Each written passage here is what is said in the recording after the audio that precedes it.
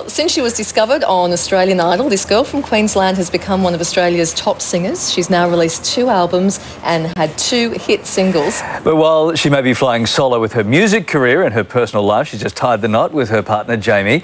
How's she coping with that whole big thing, the music success, the marriage, and is she lazy or not? Let's ask her. Ricki-Lee joins us now on the couch. Good morning to you. How are you guys? Hey, congratulations. Great to see you glowing there on the couch. What a successful year. Yeah, it's been crazy. I was just thinking the other day that it feels like 2000 just disappeared, but I looked back at photos from January and it feels like it was forever ago, and I've been away for most of the year, and I kind of feel sorry for my new husband. He kind of doesn't get to see me anymore these days, but it's all good. It's all good. You've got 2 hit singles out. How's that feel? How's it feeling for you?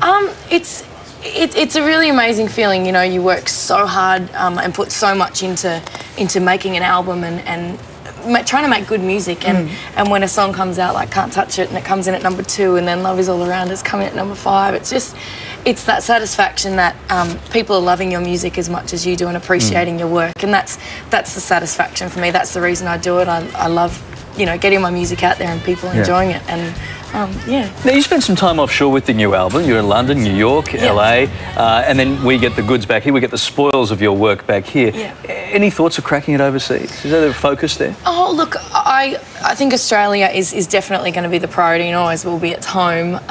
But there is stuff happening. You know, I went overseas for 2.5 months, met a lot of amazing people, and that's opened up a lot of doors and opportunities. And, you know, not just as an artist, you know, there's stuff in the pipelines for, you know, the UK and Europe and also Asia.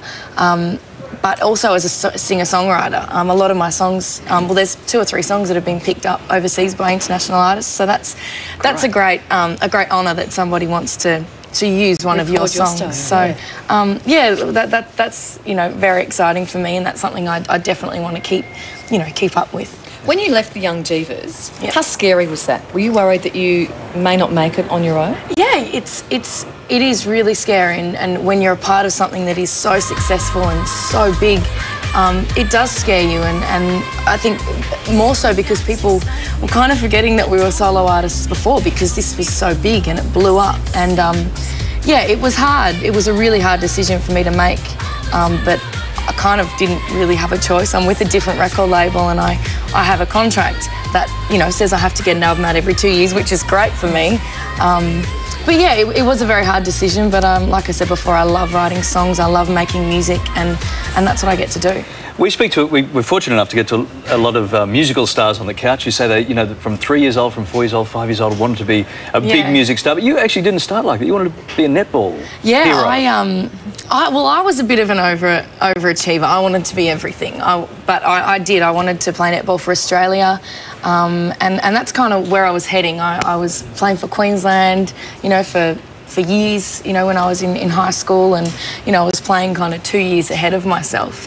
And yeah, just before the Australian trials, I did my knee, and look, I look at everything as it was meant to be. I was meant to hurt my knee. I wasn't meant to go on and play netball, because I was meant to be a singer. You would have been popular at the karaoke nights for the Netball Championship fundraiser. Yeah, and on the bus. Yes. I was like, it's all over. The girls do like to party. Did you watch them win just recently? Oh, Is it still something that you're really interested in? Well, I have trouble watching a netball game. Because you're not taking part? Yeah, and because it's so close. Like, yeah, it's like someone getting, you get so close to something, and it really is hard for me to watch a game of netball without going, and you should see, it's so funny when I watch netball. I'm like coaching them from home, from the lounge room, going, yelling at the TV. Now, you married long-term partner Jamie, September, we already touched on that. It must be hard, right? Because you are travelling a lot, and I think we're talking in the commercial break, 90% of your time away this year. Yeah, it's pretty crazy. I looked at it like, you know, I spent a month and a half here in Australia writing, Sydney and Melbourne, then went overseas for 2.5 months, and then came back and spent 3 months recording and producing the album.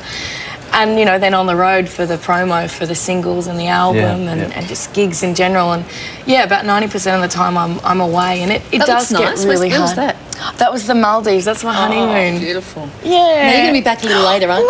Oh, that's the last time you saw him. Yeah. Pretty much. Hey, you're going to be back a little later to sing a song from your Definitely, album. yeah. What song do you have for We're us? doing the new single, Love Is All Around. Fantastic. Great. Can't wait. Looking It's not forward too far to it. away. Uh, Thanks so much. All right, good to see you again. Okay. Still to come for you on